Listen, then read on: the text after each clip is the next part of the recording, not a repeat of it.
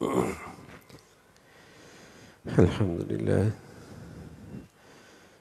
لله والصلاة والسلام على سيدنا محمد وعلى آله وأصحابه أجمعين. الحمد لله والصلاة والسلام على سيدنا محمد وعلى آله وأصحابه أجمعين. أما بعد فأعوذ بالله من الشيطان الرجيم. بسم الله الرحمن الرحيم. والمؤمنون والمؤمنات بعضهم أولياء بعض يأمرون بالمعروف وينهون عن المنكر ويقيمون الصلاة ويؤتون الزكاة ويطيعون الله ورسوله أولئك سيرحمهم الله.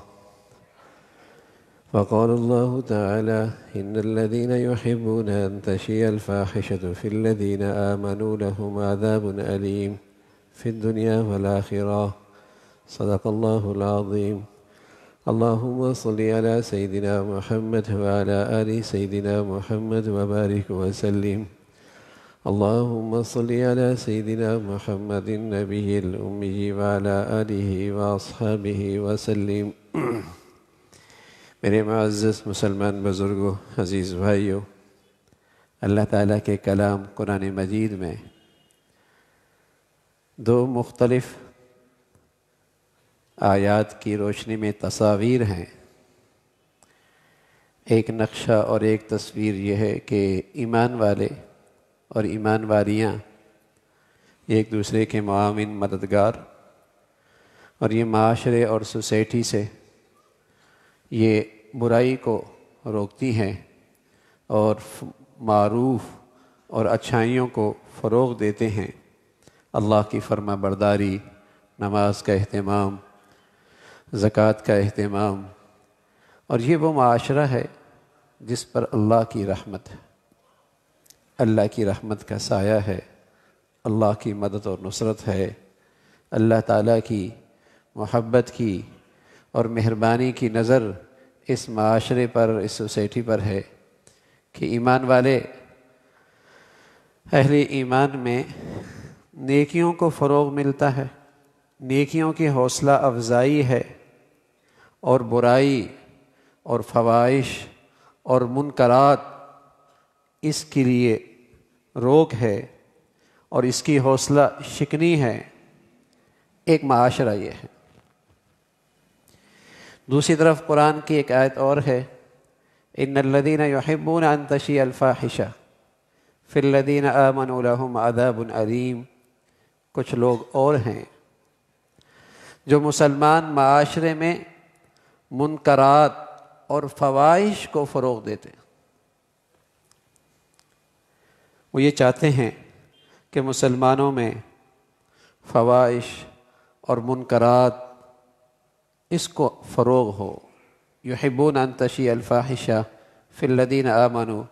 مسلمانوں کی زندگی میں، مسلمانوں کے گھروں میں، مسلمان معاشرے اور سوسائٹی میں، مسلمانوں کی تعلیمی اداروں میں فواحش، اللہ کی نافرمانی اور منکرات اس کو فروغ ملے، اور اس کی حوصلہ افزائی اور اس کی سرپرستی اور اس کو مختلف انداز سے اس کی، جسے کہیں کہ اس کی فروغ کی کوشش ہوتی ہے. تو فرمایا ایک معاشرہ یہ بھی ہے، اور اس پر اللہ کا غضب ہے. یہ سوسائٹی اور یہ معاشرہ اللہ کی رحمت سے محروم ہے. یہ اللہ تعالیٰ کا ارشاد ہے، اور مسلمانوں کا اس قرآن پر ایمان ہے. مسلمان اللہ کے قرآن کو سچا مانتے ہیں اور اس پہ یقین رکھتے ہیں کہ یہ اللہ ہی کا کلام ہے اور اس میں کسی شک کی گنجائش نہیں ہے. مسلمانوں کا ایمان. اگر ہم اپنی زندگیاں اور اپنا معاشرہ اور آج مسلمان اپنی سوسائٹیوں کا منظر دیکھیں تو نظر آئے گا کہ وہ کس تصویر میں ہیں اور کس پلڑے میں کھڑے ہیں. آیا ان کے ہاں آج مرد عورت نیکیوں کو فروغ دینے میں ایک دوسرے کے ساتھ ہیں؟ اور برائیوں کے روکنے میں ایک دوسرے کے معاون اور مددگار ہیں، یا آج مسلمان اس مصیبت کا شکار ہو گیا کہ وہاں برائیوں کی اور منکرات کی اور فواحش کی حوصلہ افزائی ہو رہی؟ جب یہ قرآن کی آیت اتری تو مدینہ منورہ کا ایک محدود سا واقعہ تھا، اور وہ لوگ اس کا تذکرہ اپنی مجلسوں میں کرتے تھے، لیکن اس آیت کا وسعت تو بہت بڑی ہے، تاریخی لحاظ سے، جغرافیہ لحاظ سے، معاشرے کے لحاظ سے۔ اگر آج اس آیت کو دیکھیں اور آج دنیا کا منظرنامہ دیکھیں تو پوری اس آیت کی تصویر نظر آتی ہے، پوری اس آیت کی تفسیر نظر آتی ہے کہ ان الذین یحبون ان تشیع الفاحشہ فی الذین آمنوا، جو اس بات کو پسند کرتے ہیں کہ مسلمان معاشرے میں فواحش اور منکرات کو فروغ ہو۔ کون سا شعبہ ایسا ہے، کون سا ذرائع ابلاغ ایسا ہے جہاں آج اس برائی کو پھیلانے میں سرپرستی نہیں ہو رہی؟ سیاسی، اقتصادی، دیگر اجتماعی جتنے نظام اور تنظیمیں ہیں، بدقسمتی ہے اس نقطے پہ سب متفق ہیں کہ مسلمانوں کے اندر سے شرم و حیا باقی نہ رہے۔ اس نقطے پہ سب، عالمی سطح پر، عالمی نظام میں، ملکی سطح پہ، معاشرے اور سوسائٹی کی بنی تنظیمیں، ادارے، اس نقطے پہ سب متفق ہیں کہ ہم نے اللہ کا غضب ہی لینا ہے، الیاذ باللہ، کہ کسی طرح مسلمان معاشرے سے شرم و حیا، معروفات اور نیکیوں کا ماحول، اللہ کی فرما برداری کے یہ جتنے نقشے ہیں کیسے مٹائے جائے۔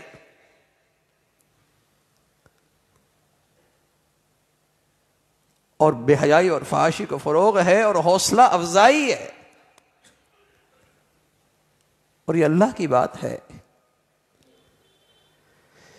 یہ اللہ تعالیٰ کا کلام ہے کہ جب معاشرے میں یہ برائی اس انداز سے پھیلتی ہے تو وہ معاشرہ اللہ کی رحمت کے مستحق نہیں رہتا، اس پر اللہ تعالیٰ کی نظر رحمت نہیں رہتی۔ یحبون ان تشیع الفاحشہ فی الذین آمنوا لہم عذاب علیم، ان کے لیے دنیا آخرت میں بڑا دردناک عذاب ہے۔ رسول اللہ صلی اللہ علیہ وسلم فرمایا کرتے تھے کہ جہاں یہ فواحش اور منکرات یہ ایمان کی روح ختم کرتے ہیں، اسلام کی طاقت ختم کرتے ہیں، آدمی دین کی حقیقت سے محروم ہوتا ہے، وہاں اس بے حیائی اور فحاشی سے معاشرے میں ایسی بیماریاں جنم لیتی ہیں جس کا ماضی میں تمہارے آباء و اجداد نے نام بھی نہیں سنا ہوتا۔ یہ سچے نبی کی سچی خبر ہے، اور رسول اللہ صلی اللہ علیہ وسلم نے اپنی امت کی خیرخواہی میں صدیوں سال پہلے یہ پیغام دیا ہے کہ ایمان اور حیا یہ دونوں کو جوڑوے ہیں، اذا رفع احدہما رفع الاخر، جہاں سے یہ شرم و حیا کا جوہر چلا جاتا ہے وہاں ایمان اور اسلام کی حقیقت بھی چلی جاتی، دونوں ساتھ ہیں۔ اور جہاں ایمان اور اسلام کی صحیح روح اور صحیح حقیقت ہوتی ہے وہاں شرم و حیا بھی ہوتا ہے، وہاں شرم و حیا بھی ہوتا ہے۔ اور جہاں سے یہ شرم و حیا رخصت ہو جائے وہاں مردم شماری کے شاید مسلمانوں کی گنتی تو باقی رہے، اور چند پیدائش اور موت کے موقع پہ اسلامی رسم و رواج تو ہو جائیں، لیکن وہ معاشرہ اور سوسائٹی ایمان کی حقیقت سے محروم ہو جاتی، جس ایمان پر اللہ کا وعدہ ہے امن کا اور سلامتی کا اور مسلمانوں کے تحفظ کا اور اللہ کی مدد اور نصرت کا اور مسلمانوں کی فلاح اور نجات کا جس ایمان پر وعدہ ہے وہ ایمان نہیں رہتا، اس کا اس بے حیائی اور فحاشی سے کوئی جوڑ نہیں۔ اذا رفع احد ورفع الاخر، کہ اگر وہاں شرم و حیا نہیں تو ایمان کی حقیقت بھی نہیں۔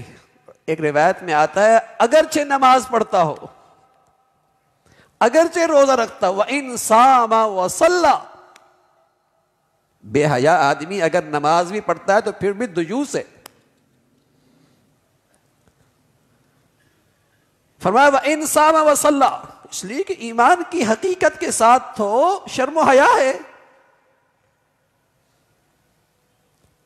اگر یہ شرم و حیا کا جوہر نہیں ہے، وَإِن صَامَ وَصَلَّى، اگر نماز بھی پڑھتا ہے روزہ بھی رکھتا ہے، وہ رواجی ہے، عبادت ایمان کی روح سے خالی ہے۔ اس لیے کہ ایمان اور شرم و حیا لازم اور ملزوم ہے۔ شاید مسلمانوں کو اس کو احساس نہ ہو، لیکن کفر کو یہ احساس ہے۔ آج جتنے عالمی نظام بنتے ہیں اس نظام کی بنیاد اس پہ کھڑی ہے کہ مسلمان معاشرے میں شرم و حیا باقی نہ رہے۔ جب یہ باقی نہ رہے گا تو یہ معاشرہ ایمان کی طاقت سے محروم رہے گا، اور جو دنیا کے ظلم کے لیے سب سے بڑا خطرہ ہے وہ ایمان کا نظام ہے۔ انہیں اپنے اس نظام سے خطرہ ہے۔ اپنے نظام کے لیے جس کو وہ سب سے بڑا خطرہ سمجھتے ہیں وہ ایمان کی طاقت۔ وہ اپنے ظلم کے لیے سب سے بڑا جسے خطرہ سمجھتے ہیں وہ ایمان کا عدل و انصاف کا نظام ہے۔ وہ جانتے ہیں ان کے اندر بے حیائی اور فحاشی کو فروغ دے دو، مسلمان نہ رہے گا۔ اس کی وہ طاقت ایمان کی اور اسلام کی بے روح ہو جائے گی۔ یہ ایک پوری دنیا کا جو نظام اس وقت ہے، اور بدقسمتی سے اسلامی دنیا میں ان کے نظام میں پڑے ہوئے لوگ اور ان کے نظام سے نشوونما پانے والی نسل جو مسلمانوں پہ مسلط ہے، وہ ان کی اس مشن میں ہم نوا ہے۔ وہ اس مشن میں ان کی سرپرست ان کے ساتھ دے رہی ہے کہ مسلمان معاشرے میں کسی طرح یہ شرم و حیا باقی نہ رہے۔ اور رسول اللہ صلی اللہ علیہ وسلم نے ساتھ یہ بھی فرمایا، جہاں بے حیائی سے ایمان کی روح چلی جاتی ہے وہاں ایسے معاشرے میں ایسی بیماریاں جنم لیتی ہیں کہ تمہارے آباء و اجداد نے ان بیماریوں کا نام بھی نہیں سنا ہوتا۔ آج دنیا کا میڈیکل اور دنیا کی یہ صحت کے متعلق ریسرچ اور تحقیق کس قدر ترقی کر رہی ہے، لیکن آنے والی نئی بیماریاں سمجھ بھی نہیں آ رہی۔ آنے والی نئی سے نئی وبا سمجھ میں نہیں، اور نہیں آئے گی، اس لیے کہ اس کی جراثیم بے حیائی ہے۔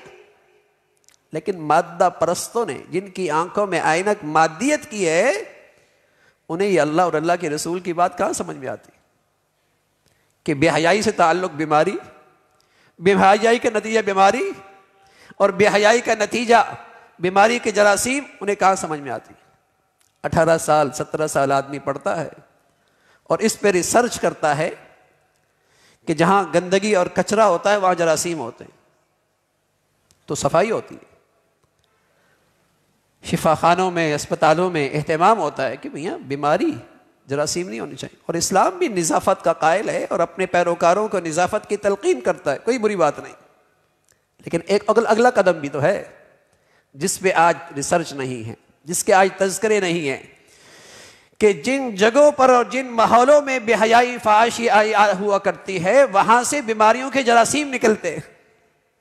چونکہ یہ علم ختم ہو گیا، اس علم کا رواج نہ رہا۔ یہ رسول اللہ صلی اللہ علیہ وسلم کا جو علم ہے، جو اس کی بنیاد وہی ہے، جس کے پیچھے اللہ کا علم ہے، آج اس علم کا رواج نہیں ہے۔ اس لیے صحت کے متعلق ساری ریسرچ بھی بڑھ رہی، تحقیق بھی بڑھ رہی، دوائیں بھی بڑھ رہی، بیماریاں بھی بڑھ رہی، اس لیے کہ وہ سوراخ بند نہیں ہو رہی جس سوراخ سے نئی نئی بیماریوں کے جراثیم نکل رہے ہیں، اور وہ بے حیائی ہے۔ آج ہر اجتماعی نظام حتیٰ کہ صحت کے متعلق جسمانی ایکسرسائز اور جسمانی صحت کی جو ضروریات ہیں اس کو بھی فحاشی اور بے حیائی سے گندا کیا جاتا ہے. ہر جگہ اس نحوست کو ڈالا جاتا ہے تاکہ اس معاشرے سے شرم و حیا کے، ان کی نظر میں تو یہ شرم و حیا عیب ہے نا. مغرب کے ہاں شرم و حیا ایک بیماری ہے، وہ چاہتا ہے یہ جراثیم ہی ختم ہو جائے.